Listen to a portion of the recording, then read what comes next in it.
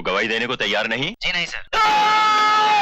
मार डालूंगा मैं उसे, छोड़ दो मुझे। कहाँ चले गया दादू, तू कहाँ चले गया? इतना छोटा सा था जब से उसने मुझे पाल पोस के बड़ा किया।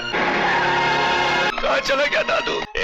आ जाओ, वो बाल ठंडा हो गया। तुम अकेले इकलौते इतनी बड़ी ताकत का मुकाबला नहीं कर सकते। अरे उसकी ताकत से तुम लोग डरते हो, वरना उसको पकड़ने के बजाय यहाँ दुबक कर पैरा नहीं दे रहे होते। तुम चश्मदीद गवाह हो। मैं चाहता हूँ कि जो कुछ तुमने अपनी आंखों से देखा है अदालत में तुम उसका बयान दो। गवाह बन जाऊं? अरे तुम तो ऐसे कह रहे हो जैसे किसी बेरोजगार को रोजी दे रहे हो। कौन भरोसा करता है तुम पे? कौन बनेगा गवाह? अरे तुम लोगों को तो रिपोर्ट लिखवाने के लिए पैसा चाहिए, गिरफ्तारी के लिए पैसा चाहिए, कार्रवाई के लिए पैसा चाहिए। अरे तुम अपने सगे बाप की नहीं हो। तो कौड़ी के आदमी बाप का मतलब जानते हो? अरे एक कीड़ा भी अपने बच्चों के साथ नाली में रहता है, लेकिन तुम जैसों को चौराहे पर फेंक देते हैं तुम्हारे बाप। उन्होंने अय्याशी की और तुम्हें जिस्म का महल समझकर बाहर फेंक दिया। हाँ, मेरे बाप ने अय्याशी की और तुम्हारे बाप ने बिना कुछ किए पैदा कर दिया तुम्हें। अगर मुझे संस्कार नहीं मिले तो इसमें मेरा क्या कसूर है? मगर उन संस्कारों की कमी को पूरा करने का मैं तुम्हें मौका तो दे रहा हूँ। कैसा मौका? झंझार सिंह सिर्फ तुम्हारे दादू का ही खूनी नहीं है। दिल्ली की एक सरकारी बिल्डिंग में बम फोड़ा था उसने, 18 आदमी मरे। गुजरात की एक रिफाइनरी में आग लगवा दी थी उसने, 36 आदमी जलकर राख हो गए। इतना ही नहीं, जब हमारी सरकार ने उन आतंकवादियों को लौटाने से इनकार कर दिया तो झंझार सिंह ने एक एक करके तीनों को मार डाला।